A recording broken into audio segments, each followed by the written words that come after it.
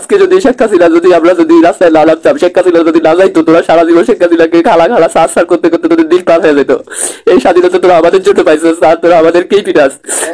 দেখ নাহিদ ভাই, দেখ যেভাবে তোরা কুকুরের মতো পিটাইছে না, এইভাবে কুকুরের মতো। আসসালামু আলাইকুম বন্ধুরা, আজকের ভিডিওটা অত্যন্ত গুরুত্বপূর্ণ এবং মর্মাহত একটি ভিডিও। চলেন আপনাদেরকে আগে পুরো ভিডিওটি দেখাই এবং এই বন্ধুর এবং এই ভাইয়ের কথাগুলো আপনাদেরকে পুরোপুরি শোনেন, তারপর আপনার মতামত কমেন্ট বক্সে অবশ্যই লিখে জানাবেন। লাইভ দেখেছেন, হয়তো তারা বুঝেছেন। এই মুহূর্তে আমি একটা সেভ হাউসে আছি। আমি জানি না আজকে রাতটা আমি বাঁচবো কিনা। যদি বেঁচে থাকি তাহলে অবশ্যই আপনারা দেখবেন আমার শরীরের কন্ডিশন খুবই খারাপ। আর হচ্ছে ওখানে প্রথম আলোতে যখন আমি বক্তৃতা শেষ করলাম, বক্তৃতা দেওয়ার পরে হচ্ছে আমি ঢাকা বিশ্ববিদ্যালয়ের দিকে যাচ্ছিলাম। অলরেডি মেট্রোতে আমি চলে আসছিলাম। মেট্রোতে আসার পরে হচ্ছে ওখানে 10 জন সেনাবাহিনীর লোক এবং গোয়েন্দা সংস্থার লোক এসে 10 জন আমাকে উঠাইনি, আমাকে বলতেছে যে আমাদের সাথে চলেন। এরপর আমাকে নিয়ে গেল, অনেক তর্ক বিতর্ক করার পরে ওরা আমাকে নিয়ে গেল। যখনই আমি বের হচ্ছিলাম ঠিক তখনই হচ্ছে আমি আমার সমন্বয়ক রিপাত রশিদকে একটা ভয়েস দিলাম যে আমাকে হচ্ছে প্রথম আলোতে আমি আসছিলাম, এখানে হচ্ছে প্রথম আলোর বিরুদ্ধে লেকচার দেওয়ার কারণে আমাকে হচ্ছে গোয়েন্দার লোক এবং সেনাবাহিনীর লোকেরা উঠাই নিয়ে যাচ্ছে। এটা বলে রিফাতকে আমি ভয়েস মেসেজ দিলাম। অ্যান্ড হচ্ছে ওখান থেকে যখন তারা আমাকে নিয়ে গেল, আমি যখন ভয়েস মেসেজ দিচ্ছিলাম রিফাতকে, তখন হচ্ছে আমার থেকে মোবাইলটা নিয়ে চলে গেল। মোবাইল নেওয়ার পরে আমাকে ইনভেস্টিগেশন করলো আমি কি কাজ করি। আমি বললাম যে আমি ঢাকা বিশ্ববিদ্যালয়ের সাথে কাজ করি, বৈষম্য বিরোধী ছাত্র আন্দোলনের একজন সদস্য। এরপরে হচ্ছে আমি জাতীয় নাগরিক ঐক্য কমিটির হচ্ছে উত্তরা শাখার একজন সদস্য। এগুলা বলার পর আমাকে জিপে বসাইলো। বসানোর পরে হচ্ছে আমাকে নিয়ে 1 ঘন্টা এলোমেলো হচ্ছে সারা ঢাকা শহরে 1 ঘন্টার মতো আমাকে এলোমেলো ঘুরাইছে, আমাকে মারার। আর এখানে বলতেছে যে আজকে ওখানে নিয়ে তোকে শুট করবো, ওইখানে নিয়ে তোকে হেল্প করবো, ত্যান করবো। ও অনেকে বলতেছে যে আমার কাছে এক্সট্রা ম্যাগাজিন আছে, ওরে শেষ করে দিব। ঠিক আছে, ওরা সবগুলা কিছু সেনাবাহিনীর মধ্যে কিছু লোক আছে না আওয়ামী লীগ এবং স্বৈর শাসকের দোষর, ওরা সবগুলো ছিল ওই টিমে, সবগুলো ছিল আওয়ামী লীগের দোষর। এবং আমার এটাও বলতেছে যে ওই 5 তারিখে তুই তোর সমন্বয়ক তোদের কাউকে কিছু বলে নাই, তার মানে এই না যে তোদেরকে ধরবো না, তোদের একে একে একটা করে ধরবো, একটা করে শেষ করবো। তুই সমন্বয়ক হবি না, সমন্বয়ক তোর, এটা বলে আমাকে অকথ্য ভাষায় গালাগালি করছে। গালাগালি করার পরে হচ্ছে ওদের বস ফোন দিছে। ফোন দেওয়ার পরে ঢাকা শহরে ঘোরার পরে আমাকে আমার প্রথম আলোর অফিসে নিয়ে গেল। যখন প্রথম আলোর অফিস থেকে লোকজন সরে গেছে, তখন প্রথম আলোর অফিসে ওখানে তারপরও কিছু লোক ছিল, সবাই দেখছে। প্রথম আলোর অফিসে গ্রাউন্ড ফ্লোরে আমাকে নিয়ে গেল। নিয়ে যাওয়ার পরে সেম ভাই, প্রথম আলোর গ্রাউন্ড ফ্লোর পার্কিং যেটা আছে এটা সেম একদমই আয়নাঘরের মতো ভাই। আয়নাঘর যতটুকু শুনছি আয়নাঘর থেকেও ভয়ঙ্কর। ওখানে নিয়ে যাওয়ার পরে 10 জন সেনাবাহিনী এবং গোয়েন্দা সংস্থার লোক আমাকে কুকুরের মতো পিটাইলো, কুকুরের মতো একদম ভাই, কুত্তার মতো আমাকে পিটাইছে, কুত্তার মতো। বলতেছে যে তুই এই সরকারের বিরুদ্ধে বলিস। আমি বললাম যে ভাই, এই সরকারকে আমি রক্ত দিয়ে বসাইছি, আমি কেন এই সরকারের বিরুদ্ধে বলবো।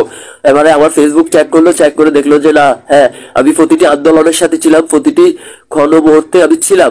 এরপরে হচ্ছে আমাকে বলতেছে তাইলে তুই ঠিক আছে আন্দোলন করছিস, এখানে কেন আসছিস। আমি বলছি যে আমি বৈষম্য বিরোধী ছাত্র আন্দোলনের সাথে যুক্ত, যার কারণে হচ্ছে বিভিন্ন ন্যায়সঙ্গত যৌক্তিক দাবির সাথে আমি একমত পোষণ করার জন্য আসছি, এখানেও আমি একমত পোষণ করার জন্য আসছি।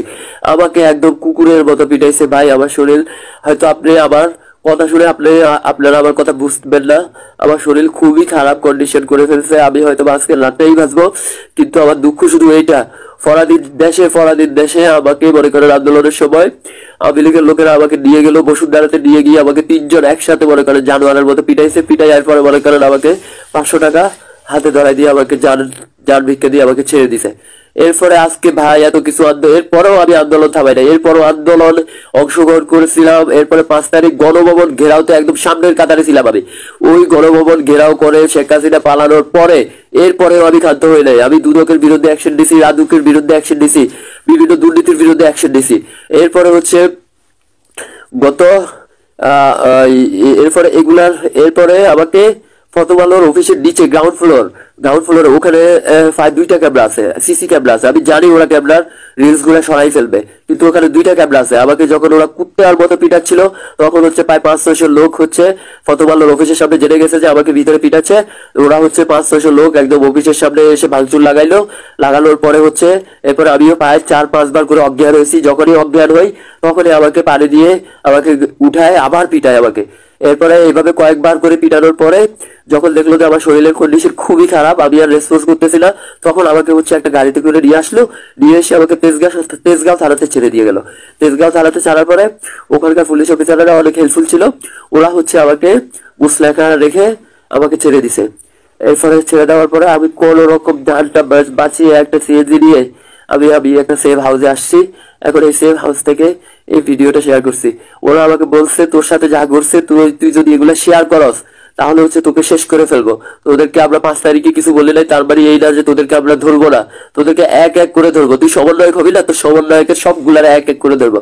ভাই আমি বিশ্বাস কর ভাই, আমি মিথ্যা বলতেছি না ভাই। এই জুলাই আন্দোলনে কষ্ট কি রে ভাই, যারা রাস্তাতে ছিলি, যারা রাস্তাতে আমরা ছিলাম, সবাই জানে ভাই এই সরকার শেখ হাসিনাকে সরানোর জন্য আমরা কত কষ্ট করছি।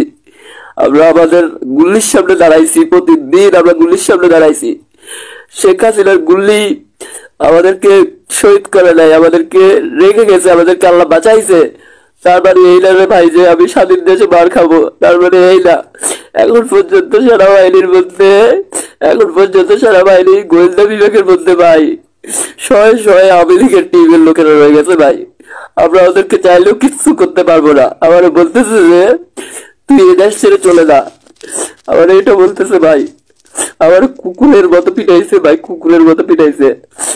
আজকে যদি শেখ হাসিনা আমরা যদি রাস্তায় না নামতাম, শেখ হাসিনা যদি না যাইতো, তোরা সারা জীবন শেখ হাসিনাকে খালা সার করতে করতে তোদের দিন পার হয়ে যেত।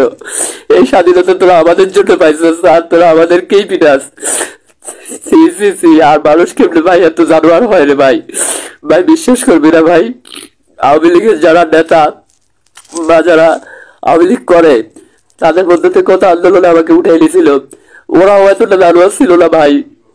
ওরা 2-1 ঘন্টা পিটাইয়া সুন্দর মতো পিটাইয়া চাইলা দিছে, 500 টাকা ভাড়া দিয়ে দিছে ভাই।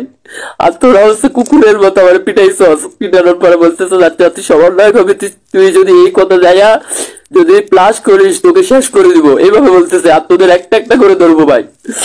আমি বুঝে গেছি ভাই এই দেশে আর কিছু হবে না ভাই। এই দেশে আমরা শেখ হাসিনা সরাইতে পারছি ঠিকই, কিন্তু এদেরকে আমরা সরাইতে পারবো না ভাই। এরা এখনো টিমের হয়ে গেছে ভাই।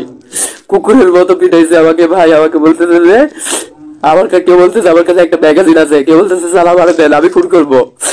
এরপরে কেউ বলতেছে স্যার আমাকে দেন আমি আরো 1 ঘন্টা পিটাই। মানে ভাই ভাষায় প্রকাশ করার মতো না, এটা ভাষায় প্রকাশ করার মতো ছিল না রে ভাই। এই হলো অবস্থা। কুকুরের মতো পিটানোর পরে যখন দেখছি আমার শরীর আর রেসপন্স করতে দেয় না, তখন আমাকে তেজগাঁও থানাতে নিয়ে গেছে। তেজগাঁও থানাতে তাও ওখানকার সেনাবাহিনীর মধ্যে একজন লোক ছিল খুবই ভালো, নর্মাল সৈনিক টাইপের। সে তার অনেক রিকোয়েস্টের পরে বলছে যে আমাকে বলছে যে তুই শিওর দে তুই এই দেশ ছেড়ে চলে যাবি, সমন্বয় খান এগুলো সব বাদ দে, এগুলো কেউ টিকতে পারবে না, তুই এই দেশ ছেড়ে চলে যা, তুই অলরেডি আমাদের পোকাসে পড়ে গেছিস, তোর আমরা শেষ করে দিব। এরপরে একজনে অনেক রিকোয়েস্ট করার পরে ওরা আমাকে দেখলো যে যখনই প্রথম আলোর সামনে হাঙ্গামা হচ্ছে, তখন আমাকে একটা গাড়ি করে প্রথম আলোর থেকে গ্রাউন্ড ফ্লোর থেকে বের করে নিয়ে এসে সোজা তেজগাঁও থানাতে এনে আমাকে এখানে দিয়ে গেছে। এরপরে তেজগাঁও থানার যে পুলিশ অফিসার ছিল, ওই পুলিশ অফিসার আমাকে অনেক ভালো রেসপন্স নিয়ে আমাকে বুস লেখা রেখে ওই পুলিশ অফিসার আমাকে ছেড়ে দিল। আমি কোন রকম রাস্তায় এসে ভাই আমি শুয়ে গেছি ভাই, দাঁড়াতে পারি নাই। এইরকম ভাই তোদের যদি মারার এতই শখ থাকতো ভাই, আমরা মৃত্যুরে তো লড়াই না ভাই। আমরা শেখ হাসিনার গুলির বিরুদ্ধে দাঁড়াইছি, আমরা এই দেশ স্বাধীন করছি ভাই, আমরা মৃত্যুরে লড়াই না। আমরা তোর মারার যদি ইচ্ছে থাকতো ভাই, একটা গুলি করে দিতি, তাইলেও তো এত যন্ত্রণা সহ্য করতে হইতো না। একটা গুলি করে দিতি, এক গুলিতে শেষ হয়ে যেত, 50টা গুলি একসাথে করে দিতি ভাই। কিন্তু তোরা তো জানোয়ারের মতো পিটাইছিস রে ভাই। সমস্যা নাই, আমার আল্লাহ দেখছে, আল্লাহ কারিম। যে আমার উপরে জুলুম হয়েছে না, এই প্রথম আলো আর ডেইলি স্টার এই বাংলাদেশে সার্ভাইভ করতে পারবে না। আর যদি সার্ভাইভ করে তাহলে প্রিয় সরকার আপনি শুনে রাখেন, আমাদের রক্তের বিনিময়ে আপনাকে বসাইছি। আমার ফেসবুক অ্যাকাউন্টে ঢুকে আমার অ্যাক্টিভিটি চেক করবেন। শেষ 2016 থেকে শেখ হাসিনার বিরুদ্ধে শুরু করেছিলাম, অন্যায়ের বিরুদ্ধে কথা বলা শুরু করেছিলাম। সে 2016 থেকে শুরু করেছিলাম, আন্দোলনে অংশ করছি, গণভবন গেলামতে সামনে ছিলাম। এইরকম প্রতিটা বত্ত গুল্লির সামনে আমরা দাঁড়াইছি, গুল্লির সামনে দাঁড়িয়ে রক্ত দিয়ে আপনাদেরকে বসাইছি। আপনি লিখে রাখেন, যদি প্রথম আলো, যদি ডেইলি স্টার টিকে থাকে, আপনি ব্যর্থ হবেন। আর আপনি যদি ব্যর্থ হন, করোনাটা আজকে তো আমাকে মেরেই ফেলতো। আর হচ্ছে আমি পাবলিশ করতেছি না, হয়তো আগামী আজকে রাতে হয়তো আমি এমনিই মরে যাবো। ওরা আমার উপরে খুব অত্যাচার করছে, আজকে রাতে হয়তো আমি এমনিই মরে যাবো। আর যদি না মরি তাহলে আগামীকালকে ওরা আমার আর বাঁচতে দিবে না, ওরা আমাকে শেষ করে দিবে। আমি আমার মোবাইল ফ্লাইট মোড দিয়ে রাখছি, আমি আমার অন্য ফ্রেন্ডের মোবাইল ইউজ করতেছি।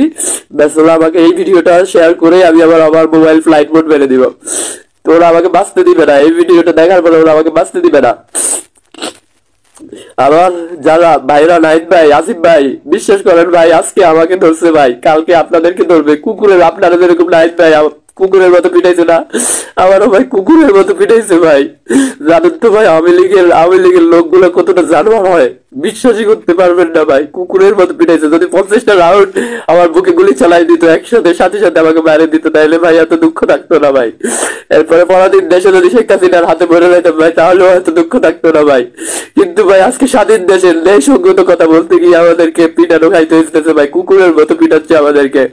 আপনি বলেন ভাই, ডেইলি স্টার মতো ভালো যদি থাকে, এই সরকার কি কখনো সফল হতে পারবে? ইম্পসিবল, কখনো সফল হতে পারবে না। আপনি লিখে রাখেন ভাই, আপনারা যখন সফল হবেন না, এখন আপনাকে সার্চ করতেছে, আগামীকালকে আপনাদেরকে ধরবে ভাই, আপনারা লিখে রাখেন ভাই।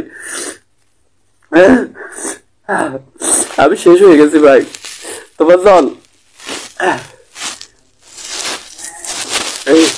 এদিকে আসো।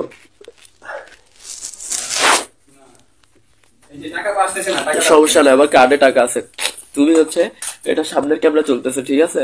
তুমি হচ্ছে সামনে আসবে না, মোবাইলটা এইভাবে ধরবা, আমার প্যান্টটা একটু তোমার মুখ দেখাবা না।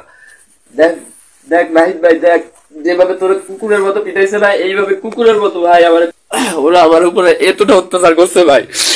যদি শেখ হাসিনার পরাধীন দেশে অত্যাচারিত হয়েছি, প্রতিদিন গুল্লির বিরুদ্ধে দাঁড়াই আন্দোলন করছি, সমস্যা ছিল না। 50টা তখন মরার জন্য বের হয়েছিলাম ভাই। আপনারা পুরো ভিডিও ক্লিপটি দেখলেন এবং এই ভাইয়ের কথাগুলো শুনতে পারলেন। দেখেন এই ভাই কি পরিমাণ মানে কষ্ট করলে, কি পরিমাণ নির্যাতনের শিকার হলে পরে তার লজ্জা স্থানটা পর্যন্ত খুলে তারপর মানে ভিডিওতে দেখাতে পারে। চিন্তা করতে পারেন কি পরিমাণ এই ছেলেটার উপর টর্চার করেছে। তার কথাগুলো দেখেন, বলেছে কি বলল, যে এই যে নাহিদ উপদেষ্টা যারা হয়েছে আর কি, তারা কারা, সেও মার খেয়েছে, এটাও অস্বীকার করার কিছু না, কারণ তার রানের অবস্থা আমরা দেখেছি, খুবই ভয়াবহ করে ফেলছিল। কিন্তু যাই হোক, এখন উপদেষ্টা হওয়ার পর থেকে দেখি আমরা মানে এই যে সাধারণ যারা এখন ছাত্র জনতা মার খায়, তাদের ব্যাপার ওরকম অত কঠোর বার্তা কিন্তু দেয় না।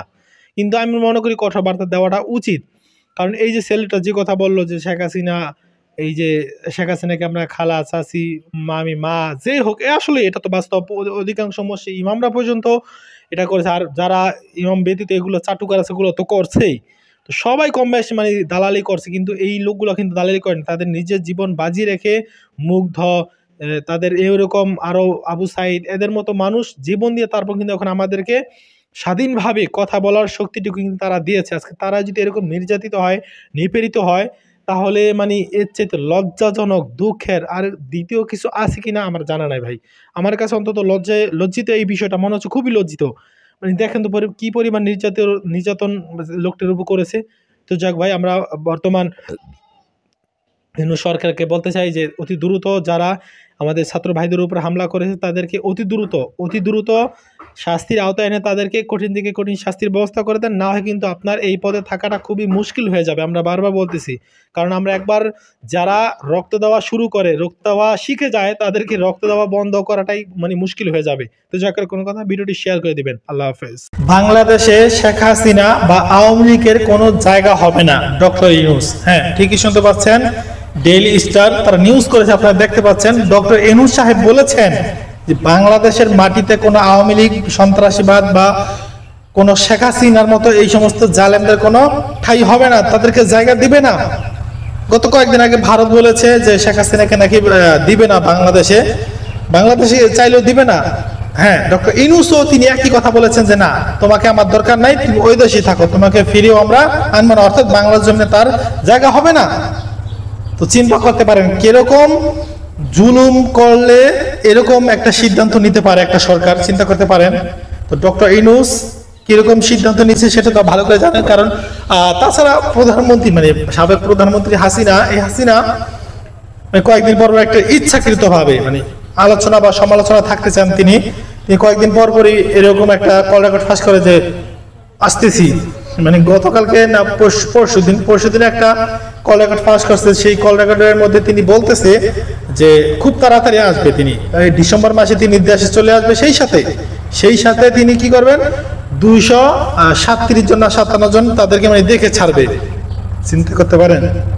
শুধু তাই নয়, তিনি তো কিন্তু প্রায় আসেন। তিনি ডিসেম্বর মাসে আসে, তিনি 15 আগস্টে আসে, তিনি অমুক তারিখে আসে, ফেব্রুয়ারি মাসে আসে, জানুয়ারি মাসে, মানে আসতেই থাকে। প্রতি মাসে আসে, ঠিক আছে, প্রতি মাসে তিনি কিন্তু আসে। চিন্তা করতে পারেন কোন লেভেলের পাগল হলে পরে এই সমস্ত কলগুলোর রেকর্ডগুলো ফাঁস করে। আর এই কল কে ফাঁস করে ভাই? এগুলো এত পাগল হয়ে গেছে মানুষ যে আর কল রেকর্ডগুলো ফাঁস করবে। তো যাক এই সমস্ত এগুলো নিয়ে কথা বলতে চাই না ভাই।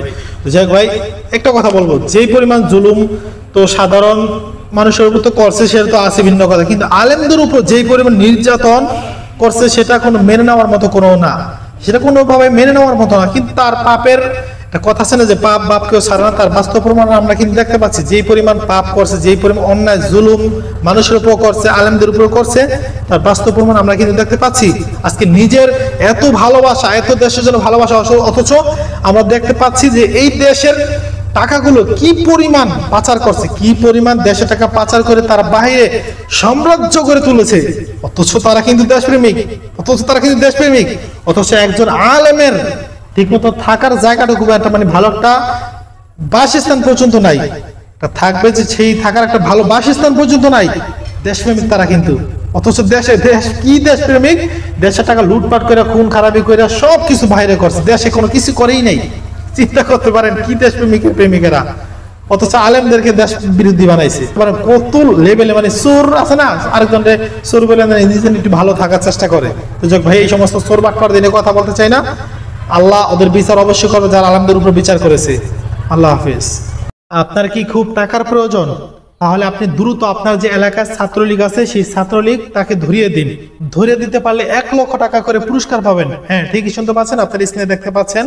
ছাত্রলীগকে ধরিয়ে দিতে পারলেই 1 লক্ষ টাকা করে পুরস্কার। চিন্তা করতে পারেন মানে কিরকম একটা নিউজ প্রচার করে দিয়েছে। মানে ছাত্রলীগ করাটাও এখন বর্তমান সময়ে সবচেয়ে বড় অন্যায়, সেটা হচ্ছে মানে ছাত্রলীগ। এই ছাত্রলীগ একটা সময় রাজপথকে কাঁপিয়ে রাখতো। শুধু তাই নয়, সাধারণ মানুষের উপর জুলুম, এই দল সেই দল, মানে মোট কথা আওয়ামী লীগ বাদে যত দল আছে সমস্ত দলগুলোকে কিভাবে যে দাবিয়ে রাখছে, নির্মম অত্যাচার করছে, সেটা আমার মতো মানুষ না বললেও চলবে। আপনারা ভালো করে আমার চেয়ে বেশি জানেন। কথা হচ্ছে দেখেন কি নির্মম ইতিহাস। 15টা বছর 16 বছরও প্রশেষ করতে পারেন, এর মধ্যে তাদের অবস্থা খুবই খারাপ হয়ে গেল। এই জন্য ক্ষমতা পেলে ক্ষমতার অপব্যবহার করতে নেই। আল্লাহ পাক রব্বুল আলামিন সহ্য করেন না এগুলো। ক্ষমতা নিয়ে ক্ষমতা যারা বড়াই করে, এগুলো আল্লাহ পাক রব্বুল আলামিন সহ্য করেন না। তার বাস্তব প্রমাণ হচ্ছে আওয়ামী লীগ। আওয়ামী লীগ একটা সময় যেই কোনো মানুষ মানে তাদের বিরুদ্ধে কোন রকম একটু কথা বলতে দেরি, গ্রেফতার, মামলা, গুম খুন যা মনে চাইছে মানে সেটা তারা করছে। কিন্তু আজকে দেখেন সেই আওয়ামী লীগকে ধরে দিতে পারলে 1 লক্ষ টাকা পুরস্কার, মানে তাদের উপর কি পরিমাণ মানুষ ক্ষোভ। যাই হোক ভাই, আমরা কারোর উপর ক্ষোভ না, তবে একটা কথা বলবো যে মানুষের উপর জোর জুলুম যেন করা না হয়। আওয়ামী লীগ আসুক, সমস্যা নেই, আওয়ামী লীগ নির্বাচনে আসুক, তারাও ক্ষমতা থাকুক, তবে এরকম মানে কুকুরের মানে যে রূপ আছে সেই রূপে নয়, ভালো একজন মানুষের রূপে ফিরে আসুক, আমরা এটা চাই। আর কোনো কথা না, ভিডিওটি বেশি শেয়ার করে দিবেন। আল্লাহ হাফেজ।